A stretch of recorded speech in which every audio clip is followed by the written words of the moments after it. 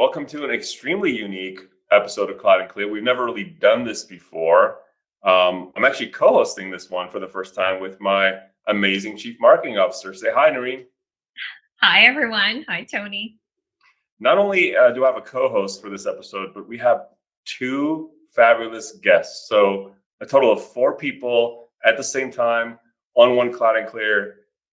And really on the back of something really major that just happened at SADA. So the timing of this is fantastic. Joining Narine and I, 2 very special guests from Siegel+Gale. Please join in welcoming Margaret Molloy, the Chief Marketing Officer for Siegel+Gale. Hello, everyone. Thrilled to be on. And of course, joining her also is Matthias Mencke, the Group Creative Director for Siegel+Gale. Hello, everyone. Excited to be here. Thank you for including us.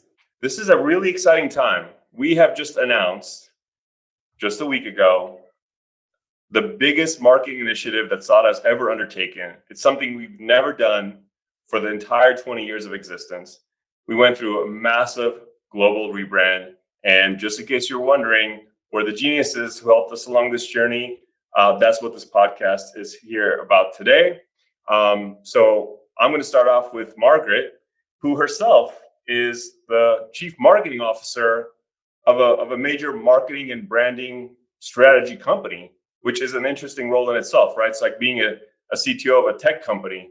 So from that standpoint, I'm just extremely curious, Margaret, to learn more about your role, how you got to this position, and a little bit about your background.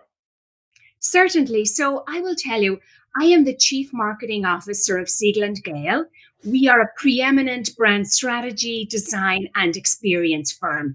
We've been around for over 50 years, and our ethos is very much centered in simplicity. So that's the firm. My own journey has been quite circuitous. I was born and raised in Ireland, came to the United States after college, have done essentially a tour of duty in practically every marketing function, primarily client side. And now I find myself leading marketing at Siegel+Gale. I should say, in full disclosure, I've worked very adjacent to your sector. I held a variety of marketing jobs at Siebel Systems after business school and thoroughly enjoyed that and gained a deep appreciation for the importance of partnerships, for sales-led marketing, and indeed your world in terms of the importance of technology in enabling customer experience. So it might surprise you that I've been lurking in your space a little bit. I don't think it's surprising at all. I think it's certainly one of the reasons we selected Siegel+Gale because of the past performance was so clear and evident. But also we found a tremendous culture fit just in this sort of simple is smart tagline that resonated with us. And I think it actually represents itself in what we ended up doing together in terms of what we released last week. So that's quite a wonderful match as we've seen. And I think in a lot of ways, our work together has just started. I want to talk about your view on branding right now, not only right now in terms of 2020, sort of as an evolution of technology in our space and cloud technologies, et cetera, but also in the midst of what's happening with the global pandemic. I think you also bring a very unique perspective because much like we tried to do, you've created sort of a corpus of thought leadership in what you host in your own podcast, which is called The Future of Branding. It's a series. Narine was on it recently, and I think that ended up being fantastic. I listened to it last week. But tell me about your view based on everything you've learned by just the work that Siegel+Gale does, but also by the podcast that you run.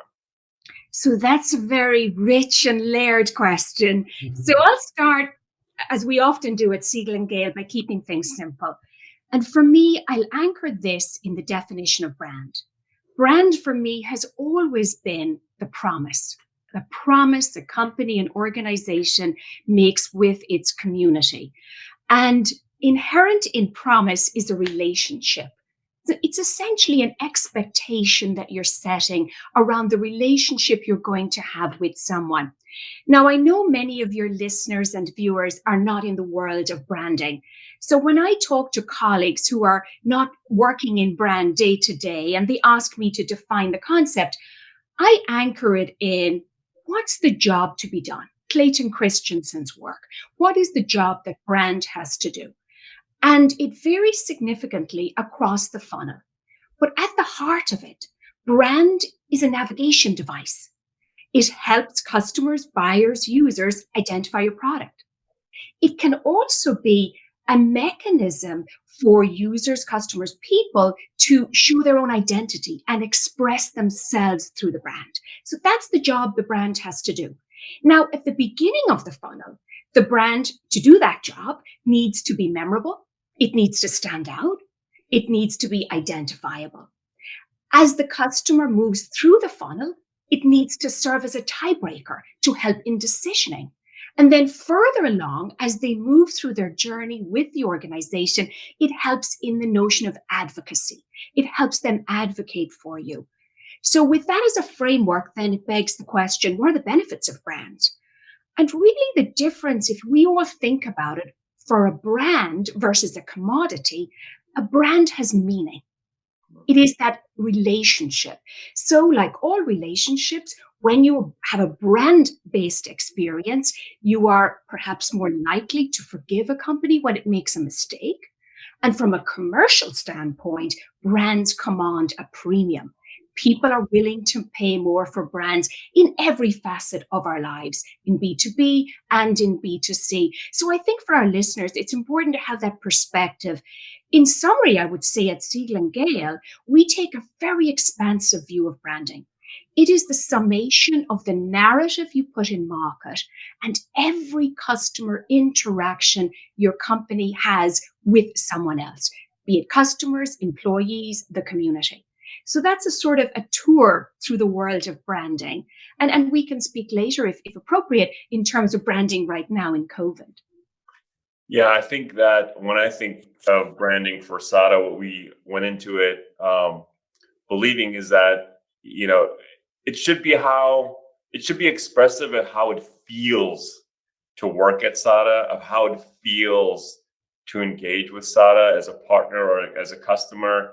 And, we really wanted for that to come through. I think we've done that, exceptionally well. It's not easy to get that right, but, that's what I wanted to do. And I wanted it to be 360, and Narine and I were very aligned with this. It was as important for how it made people that work at SADA feel as it did for people that were choosing between SADA and somebody else in market to be their cloud partner for their journey. So that's the way that you framed it is very exciting, but also very explanatory of why people do it in the first place. And I haven't heard anybody put it quite that way.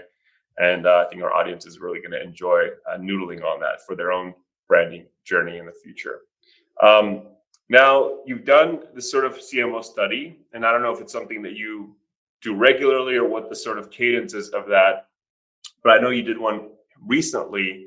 And in your view, what were some of the learnings from that were produced?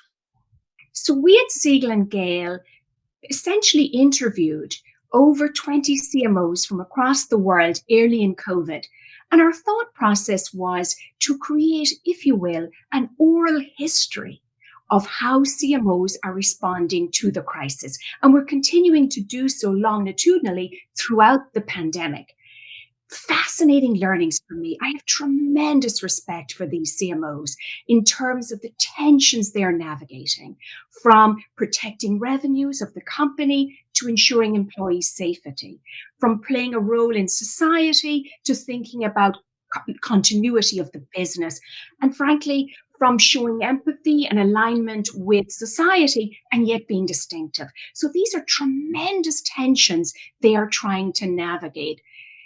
If you were to ask me to isolate one meta theme, an overarching theme that emerges for me is the theme of fortitude. I think of fortitude plainly as strength in the face of reality. And as I reflect on the qualities these CMO are exhibiting in how they are cultivating that fortitude, three things stand out for me. The first is they're embracing constraints. There is no compare and despair. Anchored in a strong sense of brand purpose and buoyed by agility and a learning mindset, they are unleashing dramatic creativity and undaunting resolve. They are also embracing teamwork. By demonstrating solidarity, they are opening the minds of their employees and the community to new possibilities around partnership. And as a result, they are unleashing dramatic solidarity and swift action. And they are also embracing the notion of humility. And that's exhibiting itself in their willingness to share knowledge, in their openness to ask questions, and also in their capacity to unlearn. In many cases, they are leaving behind old marketing plans, old content, old paradigms that are no longer relevant to emerge relevant in this context. So tremendous respect for the CMOs and tremendous desire to continue to convene this community and share the insights we are learning with the broader marketing and indeed business community.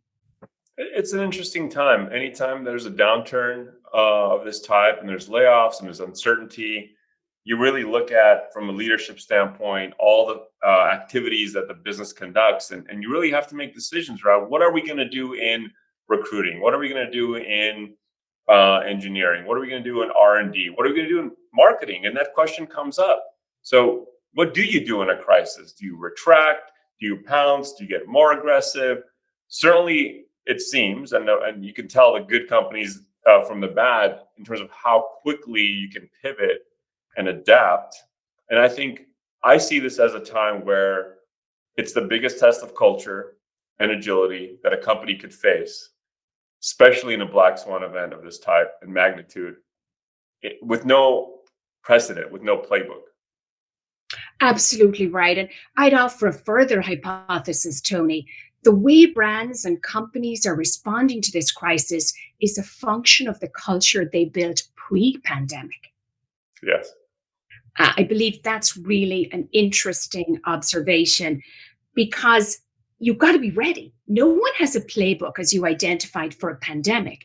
But if you create the conditions in an organization where agility is respected, where there's curiosity, where there is innovation, where there's a recognition that empathy is important and everyone's perspective is valued, and where there's capacity for change and willingness to unlearn, then you are set up for any shock, essentially, which ostensibly the pandemic is.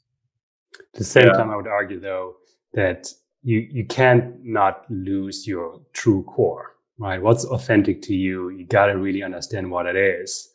And I think we've all seen and received many communications during COVID, which felt disingenuous and just not authentic to the brand as we sort of see this particular brand within the communication. So I think it's critical that you know who you are and what you believe in, and really hold these values really dear, and therefore understand also how to react to a crisis, because you really can always come back to center. You know what's actually authentic to you.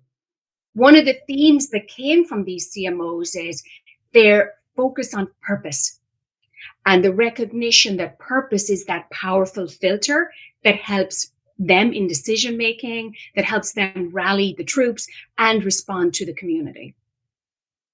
Right. Yeah, no, I think the strategy of being able to convey these things to stakeholders internally and externally at all times is really important, even more important at time of crisis. And we've seen our own customers, from the technology angle, those who had done the foundational work of building a company that was agile, that was ready for anything, their pandemic experience was remarkably different than those that hadn't. And I think that's the way that companies tend to show up from even a public, brand marketing standpoint at the time of the crisis as well. The internal technical execution is what we have a lens into from the customers we serve. And I think you have a lens from the marketing side of how companies are showing up right now in COVID. And I think that's a very important distinction. With that note, I'd like to hand it over to Narine, because, I can tell you this journey is not easy. It's very difficult, I think, not only to find the language and the feelings that are in sort of a written form, but translating that to a collection of feelings and graphics and visual components is definitely not in my sort of innate comfort zone. And that was where some of the magic, I think, really happened. So I'll turn that over to Narine and Matthias to kind of talk us through how that all went down for SADA. Thank you, Tony. It has been an exciting journey with Siegel+Gale. I've been with the company for almost 8 years, and I've been wanting to rebrand for quite some time. And we've had so much growth and, pivots, as you mentioned, that we've had to do, and new competitors entering into the landscape, and for us to make sure that we're number one across the board, from professional services, from technology services and consulting, in the Google Cloud ecosystem. It was really important for us now to make sure that our brand represented us fully. And over the 20 years, we had outgrown our brand, and we needed to make sure that we were coming to market, especially now, fully representing who we are, what we do, how we do it, what is our culture about, what is our inner DNA about. And so when we set out to find an agency who understood us, and culturally was a fit, we knew right off the bat that Siegel+Gale was that agency, from the first meeting that we had. And I think you and I met afterwards. We're like, wow, they're amazing. They totally get it. Yeah. So kudos to your LA team, and Jason and Shauna and everybody else. Just a fantastic group of people, for sure. And one thing, Narine gives me a hard time about waiting so long to rebrand, but I always feel like everything's serendipitous, and 20 years is the perfect time and all of that. But I do have to say that just like the technology strategy decisions that we help our customers go through, it's like they certainly shouldn't wait until there's catastrophic failure to change into a cloud strategy, right? Or to a DevOps strategy or whatever. And I certainly think you don't have to wait for a down year to rebrand. Part of it is like, we're doing so well, why rebrand? Actually, it's not like wait until you're no longer doing well and then think about it. I think that's the wrong way to think about brand. Exactly. And that was a question we were constantly asked. SADA is at their A game. Why do you want to rebrand right now? Everyone knows who SADA is. So we really had to dig deep in our research and competitive landscape, making sure that we're, representing ourselves and our field is representing us in a way that we felt true to us. And Siegel+Gale, and Gina and the team really helped bring that to the forefront through all of their research, through all of their, discussions with not only on an executive management level, but also our customers, right? What do our customers think of us, and how do we represent ourselves to them? So it was really insightful for us to get that feedback, that 360 view, from our partners, from the competitors, and from our customers, to really understand, how do we represent, and who do we think we are, and how can we bridge that gap? So in working with Matthias and the team, I can't thank you all enough. Matthias has certainly challenged us where we need to be challenged. But I want to go way back, Matthias. I want to go back to our first meeting, and I want to, understand from your creative perspective where you felt like, your first impression was with SADA, and then in talking with us where you were like, this is what they're missing. What was that connection for you? I mean, I think certainly we felt that the organization had outgrown the brand expression, right? It didn't represent the stature and the maturity and sort of the performance of the organization anymore. And to us, there was an important takeaway that we needed to really find a brand expression that really does justice to all the success you had over the years, right? And so that's one important insight. In addition, we really saw a very strong culture, right? And often that's that's a big differentiator from one brand to the next, right? It doesn't just come down to the speeds and feeds. It really comes down to the culture, the people who develop these solutions for your clients. And that was something we really picked up on. And we felt like, you know what, we need to come up with an expression that captures a little bit of spirit, the can-do attitude, and the sort of the performance and the dynamism of the organization, but also a little bit sort of this challenger attitude, right? We're not afraid to tell a client that, you know, hey, you have this idea of what you need to do, but actually this might be a better solution for you in your particular situation.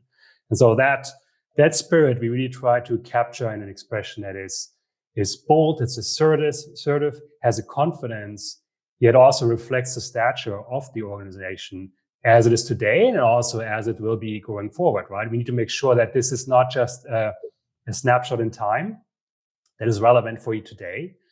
It actually has a longevity and the elasticity to grow with you over time as the organization also continues to grow, right? So it needs to be really built to continue on the successful path and support you there and give you all the tools you need in order to express that. Yes, definitely. And I feel that, you know, through that relationship, we built trust and respect for each other and for each other's team. And there were times where we might have disagreed a little bit direction, especially on some of the visuals.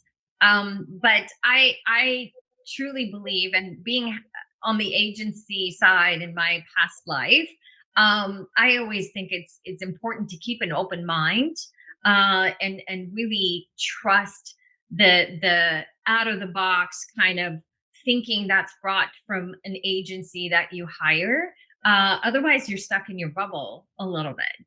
So tell us on you know, your thought process in working with clients such as SADA, when you have kind of views that are not exactly aligned on some visuals. Tell us how you brought us back to a decision, because I loved how you always did that. Well, I mean, I think one important aspect of our work is that it's fact-based, right? I mean, you mentioned how we actually did an initial deep dive into your business, into what your customers say, into the competitive landscape. And those kind of insights are really important to keep in mind, because when it comes to creative expression, it's really hard to take out your subjective likes and dislikes and really evaluate in an objective manner to understand what's actually best for the brand. So that's an important consideration. I think we did this throughout the process really well, that we always came back to, okay, what's actually working for us as a brand? What's meaningful? What reflects our culture? What reflects our business objectives? And therefore we can identify the right treatments. I mean, in the end of the day, your brand expression is a means to an end, right? It needs to help you meet your business objectives, and it needs to communicate really effectively the promise of the brand. And so therefore it's really a tool. It's not an art show. It's not a beauty parade, right? It's a tool to get people excited about what you can bring to the table, how you can help them. And we need to really identify the right means to do that. And so I think that's important in our process, that we always come back to that. Okay, let's take a step back. We don't agree on this. We have different opinions about this. How can we evaluate this and collectively as a team come to an agreement of what's the right approach here? And it doesn't mean that it's necessarily what I want, right? It's really a collective decision so that we arrive at something that really serves you well, because at the end of the day, you need to love it. You need to be able to grow with it and really embrace it as something that you own. Well, we love it. Everyone at SADA loves it. Certainly, you know, from the rebrand last week, we've heard nothing but amazing feedback. Everyone is excited to wear this brand proudly. But now that we have launched, certainly it doesn't end here, right? And it is a journey forward, as you said, with this new representation, this new SADA. I wanted to kind of go back to Margaret and really touch on the longevity of the brand, and how do you represent as a CMO down to the field, down across multiple channels, and really make sure that you're always coming back to that core DNA of your brand? And what are the best practices from that we can all learn from? I'll offer some thoughts, and Matthias, I'm sure you can jump in as well. I think it begins with knowing your purpose and having a really clear vision on what is the intersection of what your company is doing and what the world needs. So anchoring it all in brand purpose. Then that expansive view that I suggested at the beginning, making sure that that purpose comes to life at every touch point. And some of that requires a recognition and, if you will, a willingness to lose control, if you will, on the part of the CMO. Because guess what? The brand comes to life more and more outside the marketing communications. Mm-hmm. So every time someone touches your brand, in your case, in the services realm, in the client realm, in your communications with the colleagues at Google, how does that brand come to life? It's much bigger than the communications. And the important point there is they have to be aligned, meaning you don't want dissonance between what the marketing communications is promising and the actual experience the community of users and people are having with your brand. So it's really all about a mindset. And I would say in the final analysis, it's about commitment. When you create a brand, as Matthias underlined, you're articulating a promise in the market. So that in and of itself serves as a filter for all activities. How are we keeping our promise? And that's a helpful question I would offer for marketers and all leaders to keep in mind. Matthias, what would you add? Well, I think I go probably back to how do you create sort of brand ambassadors, right, internally. And we actually have an interesting research tool where we can look at the internal audience and understand what their relationship with the brand and the organization is and how they view their role within the organization. And it tells us a little bit sort of what kind of camp they fall into. We have usually 4 camps we divide people into, but there's some that really, they understand the brand really, really well, and they're, great champions for the brand. And those are the people you really want to have. But then there are also people who have no clue what the brand is about. And you want to make sure you include them, right? You want to find ways and tools and means to communicate to them. Why are we here? What's the purpose, as Margaret said, of our organization? What is the promise we're delivering to our customers and partners?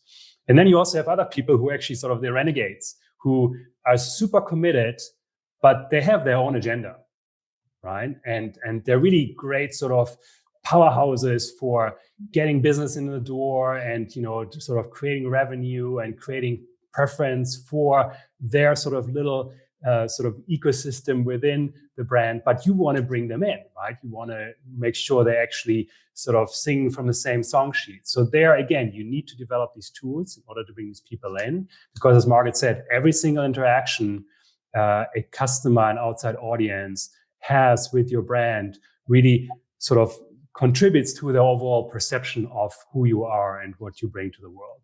And you want to make sure that every single one really meets your sort of objectives and what you set out to do as an organization. So it all needs to fit together. You need to bring these people really in, and there are different groups. You need to find means to bring all these different players in.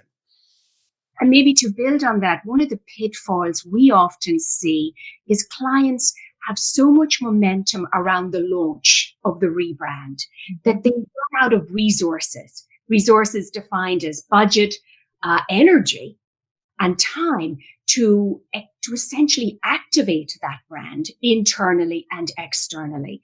So recognizing that the launch is just the beginning, or the rebrand is just the beginning. And that mindset, so much of this comes back to mindset and leadership support. And that mindset that the brand is an ongoing relationship. It's not an identity that gets put in market on a particular date and time and that we have a lovely party surrounding, but rather you activate it throughout the length and breadth of the company. Yeah, it's interesting because there used to be the belief that we're developing a great identity. We develop a thick book of brand identity guidelines, and then we're done. Right? Nothing can happen. And sometimes we get the clients who approach us and say, "Hey, I need a new logo." and we're like, well, wait a second, Right. what's going on here, right? Usually that's sort of a red flag. Do we want to work with this partner? Because really, brand is not about that. It's not one and done. It's really something that has to be cared for, nurtured, protected, and it's really critical that that's sort of a daily job, right? It's not something you just do once with that party, as Margaret said, and then you think you're done. Absolutely. I wholeheartedly, believe the longevity of the brand identity that we have created will be activated in every touch point that we have with our partnership with Google, but also new partnerships that we are developing, customers, current customers, and prospective customers that we have yet to engage with.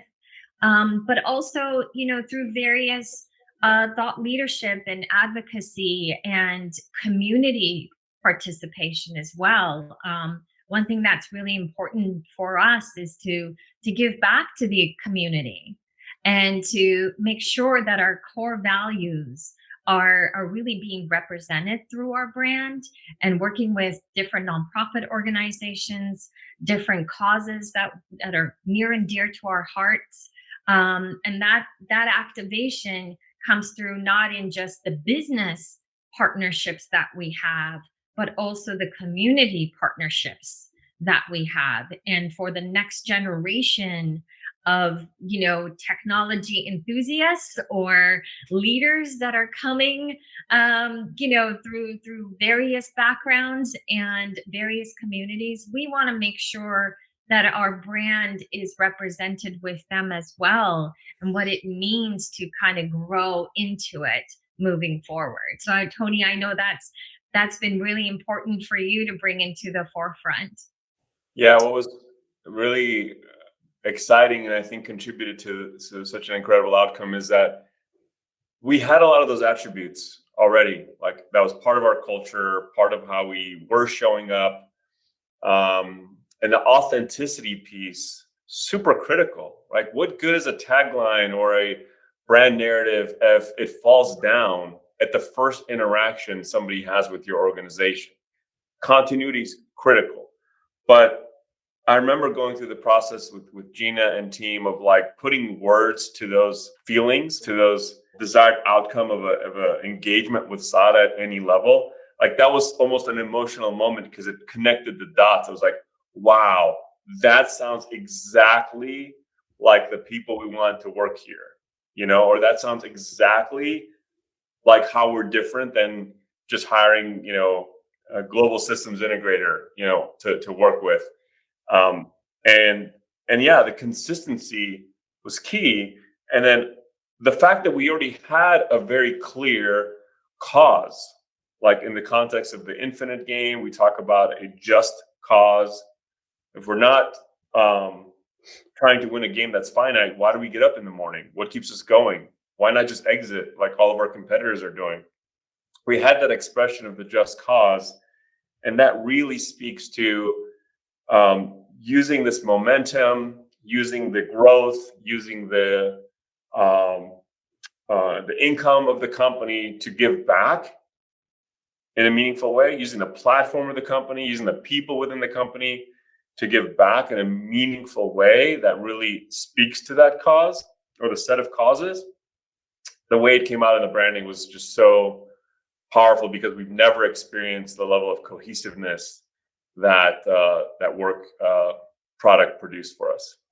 And Tony, it's interesting, talking about sort of giving back, right? I mean, we see this more and more that brands are sometimes more trusted to drive meaningful change than governments and other institutions. Yeah. And with social media and sort of the being scrutinized in every point of communication and action, it's really important that this cohesiveness in the way the brand not only communicates but also behaves really comes through. So giving back to the community, letting them partake in your success is really important, and really can also really amplify the purpose of the organization, and in turn, again, drive preference, right? People see that these guys at SADA, they really stand behind what they're doing. They're really supporting just causes here, not just in a business related matter, but also in sort of more of a societal matter realm. And so it's really critical. We see that brands are more and more scrutinized and evaluated by those kind of behaviors. Yeah, I think it's completely possible to do good and be a for-profit corporation. I think it's completely possible to do that. I also believe that if you want the world to look different, you can't just look on just be in the stands observing and criticizing. Like, if you want there to be more female engineers, hire more, develop more at various stages of their career. If you want people from underrepresented communities, I know I'm talking to actually all of us are immigrants on this call, interestingly enough. But maybe immigrants that had more privilege than other immigrants based on where they came from and how and their circumstances. But we believe that the American dream is alive, and that immigrants who come from nothing should have the opportunity to work in tech and cloud, which is super exciting and well paid. Like, let's go into those communities and source talent from those communities, right? And also, Matthias, yes, that's not why we do it, because of brand preference. But we do believe that there's such thing as a virtuous set of cycles and structures that get created by all these activities actually matching. Mm-hmm. You do what you say, and you say what you do, and the stuff you do produces better outcomes. And like, it's a set of virtuous cycles that sort of, whether it's cosmic or not, it just works to everyone's benefit. And we can't wait for others to fix those things. We just have to take an active role if we're in a position to make the world look different. Right, absolutely. Yeah. When we finalized our messaging and the simple idea of together we're all in kind of showed up, on the screen, we were, yes, that's it. So it really wrapped up in just a small 4 words that said everything that we're about. And together with our partners, together with our customers, together with our community, we're all in. And you're right, Matthias, oftentimes brand do actually make more of a difference and drive more change and a revolution from a social perspective. And we really wanted to represent this simple idea in everything that we do, and every touch point of our company.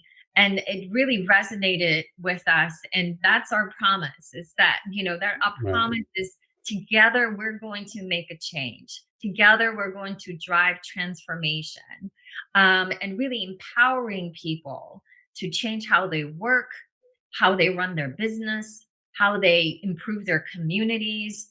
And we truly believe technology is at the core of all of that. Yeah, it's interesting. I'm even reminded of the beginnings of our creative process on the design side, right? I know we had our brand platform, we had all the facts, all the insights that led us through creative exploration, but we also hit a wall at some point, right, where we didn't arrive at a result that you felt was really touching on that core. And it was interesting because at that point I was thinking, okay, how do we get to a place where we unlock some new ideas, right? And so we actually did something our naming group does a lot, where they assign a blind brief, as we call it, to designers, and they do it to the naming strategists. We did it for our designers, where we literally told them, we didn't disclose the company at all. We didn't disclose that we work on SADA. We gave them some sort of a brief that we developed based on the strategic input and sort of the values we're trying to tease out in the brand personality. And we told them essentially, this identity is for a performance brand. Either there was an athletic performance brand or an automotive performance brand, because we knew we wanted to capture the drive, the spirit of the organization, the drive to create positive outcomes, right? And also sort of this encouraging nature that you find in athletic brands, athletic performance brands. So, and that actually, interesting enough, that led us to this place where we unearthed that idea that really resonated with you, where you felt like, that's it. That really captures who we are and the spirit of the organization. So it was interesting for us as well in the process. We actually had to take a turn at some point to try something new, to get really to this interesting place that everybody loves and feels is right for the brand.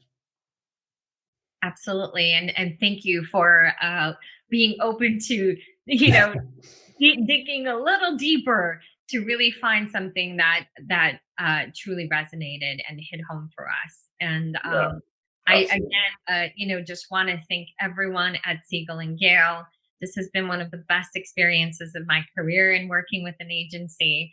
And we're not done. We're just getting started. So thank you, Margaret. Thank you, Matthias. I just call out to your teams dedicated to our journey and our success. And we're looking forward to continuing. It's been a great ride. Thank you for helping us find our voice, find our image, express what is the most important thing to us in a way that I believe only Siegel+Gale could have. And we're really excited about what the next decade looks like for our partnership and for both of our companies. Excellent. Thank you. Thank you very much. Thank you, everyone. Thank you for listening to Cloud and Clear. Check the show notes for links to this week's topics. And don't forget to connect with us on Twitter @CloudandClear and our website, sada.com. Be sure to rate and review the show on your favorite podcast app.